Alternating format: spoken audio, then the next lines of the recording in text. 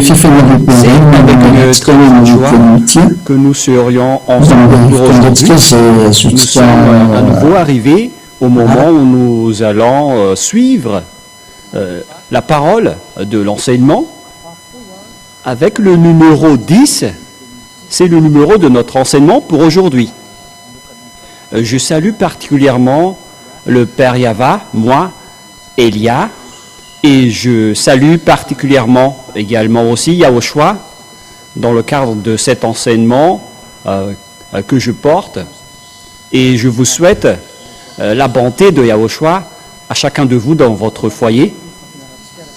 Nous sommes à l'enseignement numéro 10, d'après ce que je viens de dire. Et donc, c'est mieux si nous allons prier ensemble pour mettre cette parole auprès du Père et de Yahushua, car il est le maître de cette parole qu'on doit glorifier. Prions ensemble. Merci infiniment, cher Père Yahya. Grâce à ta bonté et à ta grâce, tu nous as encore donné ce moment pour que je puisse montrer et pour que je puisse faire connaître les gens ta parole et toute ta vérité.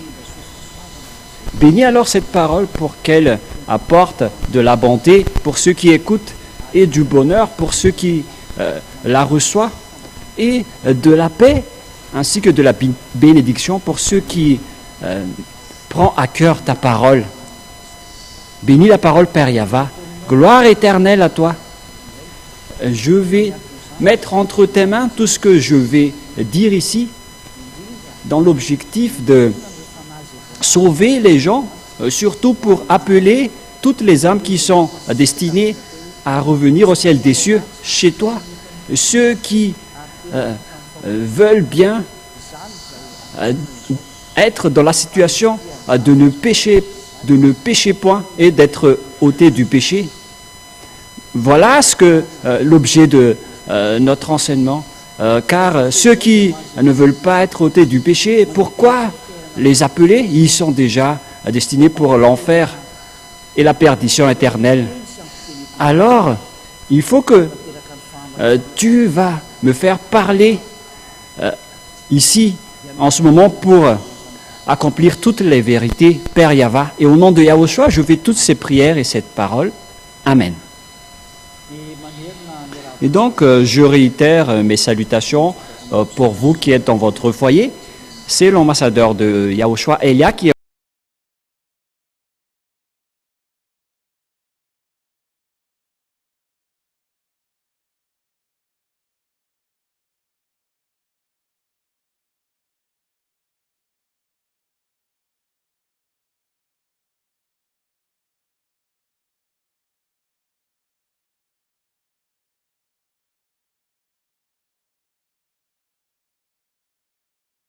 les lois de Moshe sont vraiment abolies et détruites.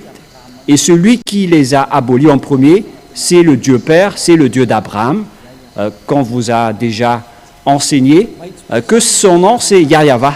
La parole est très directe, la parole est très claire, que l'enseignement est vraiment bien fondé. Car les gens ont posé cette question, pourquoi le Fils a détruit la chose que le Père a créée? Ils disent que ce que vous dites, l'ambassadeur de Yahushua, ce n'est pas logique. Parce que pourquoi le Fils ose détruire ce que le Père a créé, alors que nous voyons ensemble l'image aujourd'hui que... Quelle est l'image qui existe? C'est bien le Dieu Père qui a aboli et a détruit les 10 commandements et les lois de Moshe en premier, le nom du Dieu d'Abraham et Yahya. Car il a bloqué l'observation des 10 commandements et des lois de Moshe.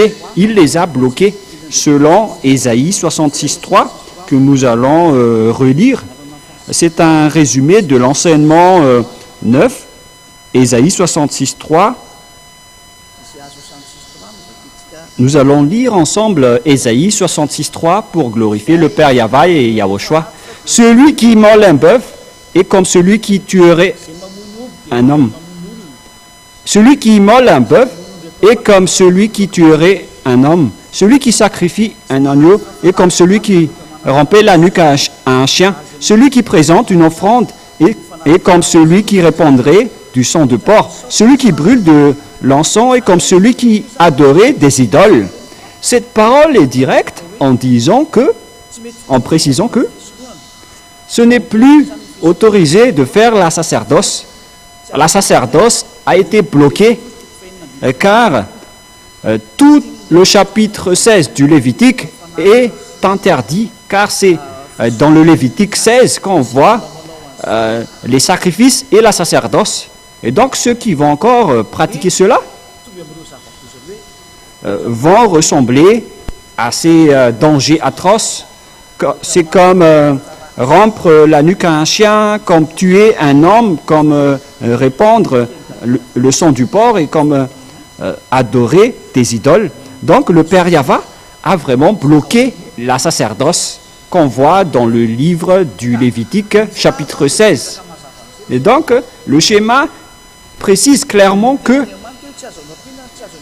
selon la parole de Dieu, les 10 commandements et les lois de Moshe ne doivent ni ajouter ni retrancher. Si on lit Deutéronome 4.2, c'est bien stipulé que vous n'ajouterez rien à ce que je vous ai prescrit et vous n'en retranchez rien, mais observez les commandements de Yahva, votre Dieu, que je vous prescris. La parole est donc directe qu'il ne faut ni ajouter ni retrancher à la parole, et il faut observer les commandements de Yahva.